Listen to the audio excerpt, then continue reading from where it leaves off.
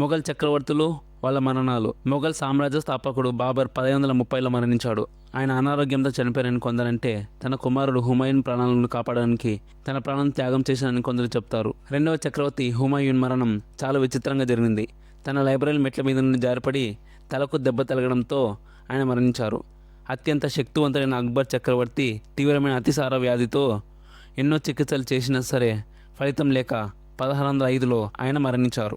జహంగీర్ విపరీతమైన మద్యపానం మరియు నల్ల మందు వ్యసనానికి బానిసయ్యాడు. దీనివల్ల ఆరోగ్యం పూర్తిగా క్షీణించి 1627లో మరణించాడు.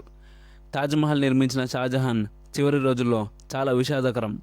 తన కొడుకు ఔరంగజేబ్ చేతిలోనే బందీగా మారి 8 ఏళ్ల పాటు జైల్లోనూ ఉండి 1666లో ప్రాణాలను విడిచారు. ఔరంగజేబ్ 88 ఏళ్ల వయసులో సహజంగానే మరణించినప్పటికీ తన సామ్రాజ్యం విచ్ఛిన్నమవుతుందన్న బాధతో, పశ్చాత్తాపంతో ఆయన మరణం జరిగింది.